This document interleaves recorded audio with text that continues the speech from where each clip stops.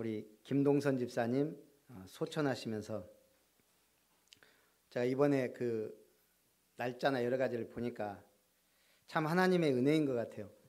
제가 지난주에 작년 6월 1일 1000번제를 시작했거든요. 딱 지난주가 1000번제 마지막이더라고요. 왜냐하면 제가 한 몇 달 동안은 그냥 드렸어요. 이게 계산이 안 돼서 1000번제 800번까지인가 하고 200번. 근데 계산해 보니까 지난주 딱 마감인데 너무 감사하죠. 제가 기도 제목 3가지 내놨거든요. 이룸 사회적 협동조합이 은혜롭게 될 수 있도록, 우리 교회 이전 이제 나중에 했지만 이룸터가 완공되도록, 아름다운 미션이 이루어지도록. 신기하게요. 저는 된지 몰랐거든요. 1000번째. 그리고 나서 그중간 갑자기 한권사님하고 막 서둘러 가지고 이름부터 여기 뭐예요? 방수 페인트까지 딱 완성이 된 거예요. 완공이. 우리 김은석 집사님이 건축위원장으로 딱 수고하시고 끝나는 그 주간에 우리 아버님이 소천하셨어요. 일 다 끝내고 우리 신흥농원도 참 또 농번기 끝나고 하나님의 은혜가. 그러고 더 기가 막힌 건 목금토. 제 입장에서는 목요일 날 밤에 소천하시고 토요일 날 오전에 발인하시면 여러분들 얘기해요. 제일 좋은 장례 캠프가 되더라고요. 그리고 주일 날 위로 예배를 드리는 거예요. 우리한테는 주일 예배지만 유가족들한테는 위로 예배예요. 그래서 참 하나님의 은혜롭게 우리 천국 환송 예배가 된 것 같습니다. 오늘 서론은 우리 김은석 집사님 가정해 주시는 말씀 같아요. 지금 마태복음 11장을 하고 있는데 세례 요한에 대해 나옵니다. 예수님을 그리스도라 증거했던 그 세례 요한. 이 세례 요한도 감옥에 갇혔어요. 그런데 예수님의 쭉 하는 걸 보면서 더 확실하게 하고자 제자들을 보냈어요. 그러면서 옥에서 그리스도께서 하신 일을 듣고 제자들을 보내 예수님께 묻습니다. 오실 그이가 당신입니까? 성경에서 말하는 메시아가 당신입니까? 구약의 선지자들이 예언한 그 하나님의 아들 구세주 그리스도가 당신이 맞습니까? 우리가 기다리는 메시아 더 기다려야 됩니까? 아니면 오실 그이가 당신 맞습니까? 그때 예수님이 그래 바로 나다 이러지 않고 뭐라 그래요? 너희가 가서 듣고 보는 것을 요한에게 알려라. 맹인이 눈을 뜨고 귀머거리에 귀가 열리고 앉은 뱅이가 일어나며 죽은 자가 살아나며 가난한 자에게 복음이 전파된다 하라. 그러면서 예수님이 뭐라고 해요? 세례 요한의 때부터 천국은 침노를 당한다. 천국은 침노를 당한다는 얘기는 2가지 의미가 있습니다. 첫 번째는 천국의 비밀, 요한이 뭐라고 선포했죠? 회개하라, 천국이 가까이 왔다. 이 천국의 비밀 그리스도의 복음을 선포하는 사람은 핍박을 받아요. 천국이 침노를 당한다는 것은 천국 백성이 공격을 당한다는 거예요. 누가? 사단 마귀가. 여러분이 그냥 예수 안 믿고 교회 안 다니고 그냥 편안하게 살 수 있어요. 주일날 굳이 와서 시간 낭비, 헌금 들여 봉사해. 어떨 때는 막 율법적으로 혼나기도 하고 찔리기도 하고. 왜 앉아 있어요? 하나님의 은혜, 구원받은 백성으로서 당연히 교회에 앉아 있는 거예요. 그런데 세상 사람들은 손가락질하고 욕하고 독재자들은 잡아놓고 죽이고 하는 핍박이 일어난다는 얘기예요. 천국은 침노를 당한다는 건 결국 천국 백성은 고난도 어려움도 당할 수 있다는 얘기예요. 그러나 2번째는 뭐예요? 세례 요한 때부터 천국은 정복하는 자의 것이라는 거예요. 세례 요한처럼 천국의 비밀을 말하고 증거하는 자에게 하나님은 천국 문을 여시고 축복하십니다. 김동선 집사님 천국 접수하러 가셨어요. 자, 독재자들이나 정복자들은 무자비하게 강탈합니다. 그런데 우리는 천국을 어떻게 침노해야 돼요? 무자비가 아니에요. 무조건이에요. 하나님은 우리에게 오직 한 가지, 예수 믿음으로, 내게 천국 열쇠를 주었다, 예수 그리스도 이름으로 천국의 배경과 축복과 능력을 누리게 되는 거예요. 무조건이에요. 진짜 중요한 조건이 하나 있어요. 뭐예요? 믿음. 믿음이면 됩니다. 그러면 불가항력적 하나님의 은혜가 임할 줄 믿습니다.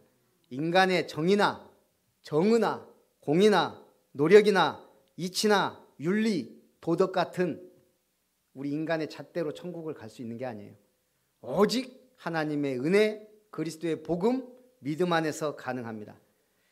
오늘 첫 번째, 복음을 받아들이지 않는 도시들입니다. 예수께서 권능을 가장 많이 행하신 고을들이 회개하지 않습니다. 그러자 예수님이 책망합니다. 고라시나 벳세다야, 화 있을진저 고라시나, 화 있을진저 벳세다야. 너희에게 행한 모든 권능을 두로와 시돈에서 행하였더라면 그들이 벌써 베옷을 입고 제에 앉아 회개하였으리라. 제가 성지순례 고라신 벳세다 가봤거든요. 그 대단했던 도시들, 이때 당시에는 엄청난 도시들이 지금은 황무해요. 시골 마을처럼 변해 있어요. 그 하나님의 말씀이요 그대로. 성경에 저주한 나라와 도시들 가보세요. 황폐해 있어요. 오늘 또 말합니다.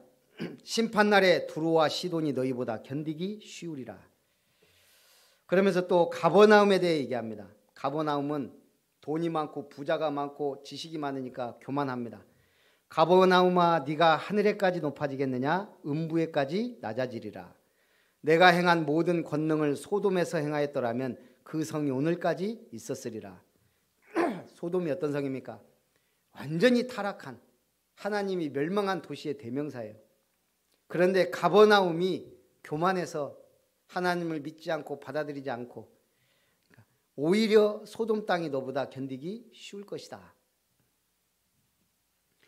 평양은 제2의 예루살렘이었습니다. 우리나라에 복음이 들어오고 엄청난 부흥운동이 일어났습니다. 회개운동이 일어나고 그랬는데 일제시대 평양 교회에서 지도자들이 모여서 신사참배, 하나님의 뜻에 어긋나지 않다 가결한 거예요. 우상숭배를 정식적으로 교회가 인정한 거예요. 그리고 나서 누가 나왔어요? 불신자 가운데 나온 게 아니에요. 강반석 권사님이라는 믿음 좋은 가정에 김일성이라는 아들이 어느 날 총 들고 나와서 하나님 없다 그러고 공산주의, 독재주의가 북한에 뿌리 내린 거예요. 지금 어떻게 됐어요? 교회가 없고 성경은 읽을 수도 없고 천국에 대해서 들어본 적도 없는 세계에서 가장 이상한 나라가 돼 있는 거예요. 복음 없어지면 황폐해집니다. 그 정도가 아니에요. 무자비에게 탄압당했어요. 우리가 복음 놓치면 어떻게 됩니까? 역사가 증거하고 있잖아요. 오늘 전 세계 인류 역사상 유명한 건축물들, 세계 최고의 건축물 뭐뭐 있어요? 피라미드와 만리장성. 피라미드 왜 만들었을까요? 파라오가 불안한 거예요. 죽기가 두려운 거예요. 어떻게 하면 영원히 살 수 있을까? 그래서 시체 썩지 말라고 다 파내고 약 처리하고 거기다가 막 군대 지키고 그 피라미드 어마어마한 무덤을 만들어 놓은 거예요. 두려움의 상징이에요. 만리장성 왜 쌌어요? 북쪽의 오랑캐들이 혹시 자기들한테 오랑캐지만 혹시 쳐들어올까 봐 높게 싼 게 만리장성이에요. 달나라에서도 보인다는 두려움의 상징이에요. 이게 어디서 시작됐어요? 바벨탑. 하나님 없이 흩어짐을 면하자. 사람들이 두려우니까 자꾸 모여서 뭐예요? 하나님 없이도 얼마든지 유토피아를 만들 수 있다. 지금 딱 전 세계가 하나님 없이 자유, 평등, 평화를 얘기해요. 뉴에이지가 그래요. 새 시대를 열자. 하나님을 모르면 불안할 수밖에 없습니다. 더 가질수록, 더 성공할수록, 하나님을 모르면 없을수록 그냥 에라 포기해버립니다. 오늘 여러분들은 복음을 받았음을 감사하며 승리하시기 바랍니다. 그래서 두 번째, 주님의 멍에를 메고 주님께 배우라. 멍에가 뭐예요? 소가 쟁기를 끌 때 멍에를 딱 씌워요. 일할 수 있도록 도구예요. 멍에가 없다면 그 큰 일을 할 수가 없어요. 주님은, 이스라엘은 소를 2마리씩 한 결이라 그래요. 주로 2마리씩 멍에를 매게 해요. 마찬가지로 주님은 그걸 비유로 나와 네가 멍에를 함께 매자는 거예요. 그러면 쉽다는 거예요. 왜? 주님이 끌고 가니까. 우리는 멍에를 얹고만 있으면 돼요. 하나님이 힘이 세요? 우리가 힘이 세요? 하나님이 지혜가 있어요? 우리가 지혜가 있어요? 따라가면 되는 거예요. 힘 있고 능력 있고 지혜가 무한대인 하나님을 나랑 같이 멍에를 매자, 이 말은 그 말이에요. 네 수고하고 무거운 짐을 나한테 맡겨라. 네 생명도 나한테 맡겨라. 모든 걸 이끌고 가겠다는 거예요. 근데 이 엄청난 복음을 누구에게 알리셨다? 지혜롭고 슬기 있고 나름대로 똑똑하다고 생각하는 사람들에게 맡기지 않고 어린아이에게 맡겼다. 어린아이에게 순수한 사람만 믿음을 선물로 주셨다는 얘기예요. 여러분들이 착해서가 아니에요. 그냥 순수하게 복음 받아들였을 뿐이에요. 성격은 안 좋은데 복음은 순수하게 받아들였단 말이에요. 예수 믿는 사람이 왜 저래? 그런 소리 많이 해요. 안 믿었으면 더 심했을 거예요. 믿었으니까 그 정도죠. 확 변하는 게 아니에요. 조금씩 조금씩 변합니다. 믿으면. 돈이 계속 막 벌려. 그럼 사람이 조금씩 바뀌어요. 그런데 한순간에 막 로또 복권 딱 맞은 사람 대부분 망해요. 하나님은 우리에게 조금씩 조금씩 은혜 주시고 응답 주시면서 우리가 변화되길 원하는 거예요. 그릇이 준비되도록. 제가 우리 발인 예배 때도 말씀드렸듯이 하나님은 우리하고 소통하자는 거예요. 오라 우리가 변론하자. 말 좀 해보자. 너희 죄가 주홍 같을지라도 내가 흰눈처럼 희게 하겠다. 말 좀 하자 이 말이에요. 신뢰관계는 이해관계입니다. 이해하려면 소통해야 됩니다. 그래서 하나님은 우리에게 말을 주셨어요. 알아들으라고. 그리고 믿으라고. 그리고 소통하자는 거예요. 근데 소통은 정확하지 않아요. 저는 나름대로 정확한 복음을 전한다고 하지만 하나님 보시기에는 너무 부족한 게 많아요. 또 우리나라 이 작은 나라도 사투리도 많고 우리가 제대로 알아들을 수가 없어요. 한두 사람만 지나면 말이란 건 변질돼요. 그래서 하나님은 글을 주셨어요. 그래서 옛날에는 파피루스에 두루마리로 주셨어요. 그게 모아서 바이블이라는 책, 성경을 주신 거예요. 처음 성경 나왔을 때 라틴어로 소 14마리 값. 이것을 구텐베르그가 인쇄술을 번역해서 하나님은 루터로 하여금 성경 번역하게 하고 이걸 독일어로 쫙. 이제 드디어 일반인들이 성경 읽는 시대가 오기 시작한 거예요. 그게 인쇄술의 발달이에요. 하나님 인쇄술 그냥 준 게 아니에요. 그래서 한국이 금속활자는 먼저 만들었지만 세계의 주역이 되질 못해요. 왜요? 하나님의 성경과 상관이 없는데 그때 당시에. 그래서 하나님은 유럽이 세계의 중심이 되도록 축복하신 거예요. 지금은 하나님 우리에게 이때를 위하여 한글을 주셨어요. 중국의 한자는 수천 수만 자예요. 근데 표현할 수 있는 소리는 400개밖에 안 돼요. 일본은 더 기가 막혀요. 우리나라에서 어디 건너간 한자 이거 뭐야 짧게 한글 갖다가 어떻게 히라가나 가나카나를 만들었는데 한문이 없으면 또 글이 안 돼요. 저 사람들은 문자 3개나 해야 돼요. 복잡해. 그런데도 소리 낼 수 있는 건 300개밖에 안 돼요. 근데 우리 한글은 몇 개? 11,000개의 소리를 기록할 수 있어요. 세상의 모든 소리를 기록하는 게 아니에요. 가장 많은 소리를 기록할 수 있어요. 왜? 정확하게 복음을 전달할 도구로 어떤 의미에서 저는 하나님이 한글을 선택하신 게 아닌가. 지금 보세요. 한류 열풍과 함께 전 세계 사람들이 지금 제2 외국어로 한글을 가장 많이, 미국은 지금 난리가 났어요. 한글 가르칠 교사가 부족하대요. 워낙 이제 막 거세게 이게 바람이 부니까. 유럽에 있는 사람들 괜찮아요. 웬만한 얘기, 오빠 이런 말들을 이제 다 안다고 하잖아요. 불과 1, 20년 전에 동남아 가면 이 사람들이 한국말 간단한 거 했거든요. 사세요. 이런 빨리빨리. 지금은 웬만한 한국말 소통될 정도로. 무엇 때문에? 복음 때문에. 그래서 하나님이, 예수님이 그러면서 말씀하십니다. 아버지께서 모든 것을 예수께 주셨으니 아버지 외에는 아들을 아는 자가 없고 아들의 소원대로 계시를 받는 자 외에는 아버지를 아는 자가 없다. 하나님을 어떻게 알아요? 성경 많이 읽는다고 아는 게 아니에요. 하나님이 계시하신 자, 하나님이 알도록 믿도록 알려주시는 만큼 우리는 알 수 있어요. 하나님을 깊이 넓게 바르게 알아가시기를 주님의 이름으로 축복합니다. 그러면서 예수님이 말씀합니다. 수고하고 무거운 짐진 자들아 다 내게로 오라. 내가 너희를 쉬게 하리라. 나는 마음이 온유하고 겸손하니 나의 멍에를 메고 내게 배우라. 그리하면 너희 마음이 쉼을 얻으리니 내 멍에는 쉽고 내 짐은 가벼움이라. 제가 이 멍에를 어떻게 좀 설명할까 하다가 우리 세계를 깜짝 놀래킨 한국인들의 단결의 역사 보면서, 자, 우리가 혼자 가려고 하면 힘들어요. 그러나 함께 할 때 기적이 일어나요.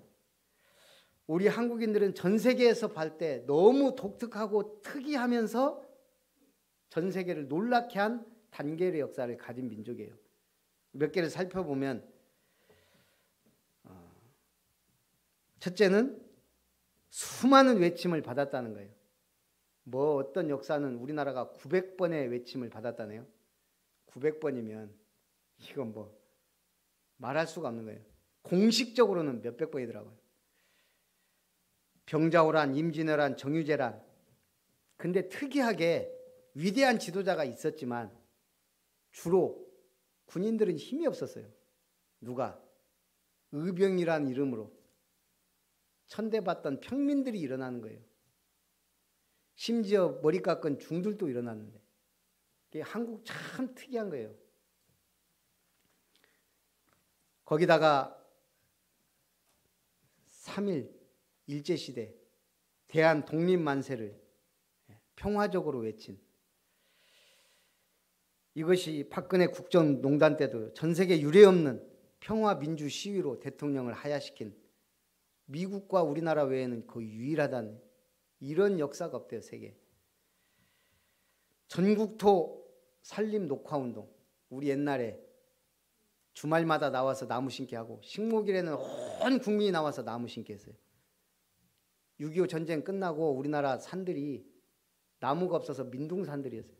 또 먹을 거 없으니까 우리 옛날에 나무 껍질 벗겨 먹고 풀 다 뜯어 먹고, 전 세계에서 우리나라 산림 녹화 소망이 없다 그랬어요. 그런데 어떻게 됐어요? 1차 1967년부터 82년까지 모든 산을 나무로 뒤덮겠다는 목표를 세우고요. 주말마다 가족과 함께 나가서 나무 심기 시작했고, 4년이나 빠른 1978년 민둥산 덮는 작업을 완료했어요. 우리나라 사람은 어쨌든 빨리빨리 해요. 거기다가 1978년부터 시작된 2차에는 이제는 황무지들, 바닷가 막 이런 거 이제 메리크하고 하면서 온 국민이 나무를 심기 시작해서 전국토의 66%를 나무로 뒤덮어 버렸어요. 전 세계가 놀랄 만큼 한국이 유일하대요. 이렇게 산림 녹화에 빠르게 성공한 나라가. 거기다가 전 세계가 더 놀란 건 IMF 1998년 외환위기로요. 우리나라 막 다 망하게 생겼다고. 한 20년은 빚을 갚아야 된다 그랬어요. 전 세계가. 그런데 전 세계가 깜짝 놀란 거예요. 온 나라 사람들이 줄 서서 동네마다 도시마다 금 내놓기 시작한 거예요. 원래 위기 오면은 대부분의 나라들은 꽁꽁 숨겨요. 자산, 돈 될 만한. 우리나라는 막 내놓은 거예요. 전 세계에서 3년 8개월 만에 IMF 빚 갚고 졸업했어요. 더 놀라운 사례가 2007년 태안 기름 유출 사건. 당시에 태안 앞바다 홍콩 국적 스피리도가요. 삼성물산 소속 배와 충돌하면서 12,000kg가 넘는 원유가 그대로 바다로 온 바다가 다 새카맸어요. 전문가들은 최소 20년, 100년까지 걸릴 수 있다 그랬어요. 정상화됐는데. 근데 불과 20일 만에 20만이 넘는 사람들이 자발적으로 모여들기 시작한 거예요. 100만 명이 넘는 자원봉사자들이 모여서요. 그 까만 바다에 하얀 그 옷 입고 쫙 오지가면 해외 언론들이 저 사람들 배우가 아니냐 할 정도로 저렇게 그것도 12월 추운 겨울인데. 한국 사람들 특이해요. 가만히 개인 만나면 개인주의예요. 남이 사촌이 땅 사도 배 아프고 나보다 잘 되는 꼴을 못 보는데 딱 위기가 오고 국난이 오고 시련이 오면 하나 돼요. 신기한 민족이에요. 하나님이 왜 우리에게 복음을 주셨을까? 뭔가 딱 맞다 싶으면 단결해요. 그렇게 해서 하나님이 지금까지 축복하고 계신데 우리는 무엇을 해야 하는가? 결론입니다. 보좌에 계신 주님께서 시공간을 초월해 역사하십니다. 제가 왜 이렇게 쭉 우리 얘기합니까? 온 국민이 하나 되니까 다른 나라들은 안 된다, 불가능하다 하는 걸 그것도 막 20년 걸릴 걸 3년 만에 KFX도요. 수십 년이 걸려도 못하고 있는 것들을 우리 불과 5년, 10년 만에 전투기 막 만들어낸 거예요. 주님이 우리와 멍에를 함께 할 때 기적이 일어납니다. 교인 수가 많은 게 중요한 게 아니에요. 제가 볼 때는 충성된 제자 몇 명이면 순천을 뒤집습니다. 여러분의 믿음이 그렇게 될 줄 기도하고 축원합니다. 결론, 보좌에 계신 주님께서 시공간을 초월해 역사하십니다. 그래서 먼저 주님과 함께 멍에를 매야 됩니다. 수고하고 무거운 짐을 주님께 내려놓고 가면 됩니다. 나를 따라오너라 내가 너희로 사람 낚는 어부되게 하겠다. 멍에입니다. 주님 따라가는 겁니다. 하늘과 땅의 모든 권세를 내게 주셨으니 그러므로 너희는 가라. 우리의 멍에는 뭐예요? 주님 따라가는 거예요. 그러면서 또 가는 거예요. 보내는 곳에, 가라 하는 곳에, 나의 현장에 복음 들고 가는 것입니다. 너희에게 온 천하에 다니며 만민에게 복음을 전파하라. 손을 얹은 즉 병든 자에게 손을 얹은 즉 나으리라. 내가 세상 끝날까지 너와 함께 하겠다. 따르는 표적으로 말씀을 확실히 증거하겠다. 약속하셨습니다. 멍에를 메고 가기만 하면 돼요. 주님께 배우고 주님을 본받으면 됩니다. 그러니까 조금만 생각을 항상 말씀 속에서 나오는 기도, 거기서 나오는 전도 생각만 하면 돼요. 어제 저녁 때 갑자기 밥 먹다 집사람이 우리 아동 한 명 전도할까 그러더니 최유빈이라고 전화를 하더라고요. 유빈아 사모님하고 내일 교회 갈래? 뭐 다니는 교회가 있네 어쩌네 뭐 그런 것 같아요. 그럼 엄마한테 허락받고 집사람이 엄마한테 전화했더니 뭐니 연양 3지구에 깨복쟁이 옆에 그 강남 회센터 운영하시는 분이더라고요. 그러더만 이 어머님이 교회를 다녔었는데 지금 안 다니는가 봐요. 자기도 한번 오겠다고 일단 딸. 그래서 이제 오늘 유빈이 태우러 갔더니 그 어머님이 데리고 나왔더라고요. 처음에는 둘이 키가 똑같아. 그러니까 애들이 유빈이가 친구 데리고 나왔대. 어머니들하고 네, 저한테도 조만간에 같이 나가겠습니다. 저는 저 사람이 갑자기 전화나 해볼까 했는데 하나님은 응답하신 거예요. 여러분이 전화나 할까 하는데 하나님은 그때 역사하는 거예요. 뭐 때문에? 복음 때문에. 전도를 위해. 마지막으로 13살의 바비 힐이라는 소년이 이탈리아에 주둔하고 있는 미군 상사 아들입니다. 어느 날 알버트 슈바이처에 대한 책을 읽고 유럽 지역 미 공군 사령관 리처드 린제이 장군에게 편지를 썼습니다. 제가 아스피린 한 병을 사서 보냅니다. 이 약을 아프리카에 계신 슈바이처 박사의 병원에 낙하산으로 떨어뜨려 주시면 감사하겠습니다. 별한테 편지를 보낸 거예요. 13살 소년이.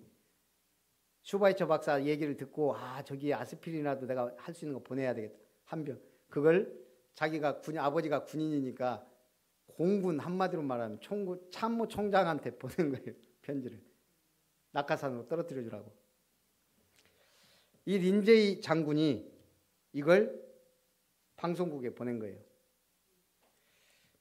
유럽 사람들이 이 소식을 들었어요.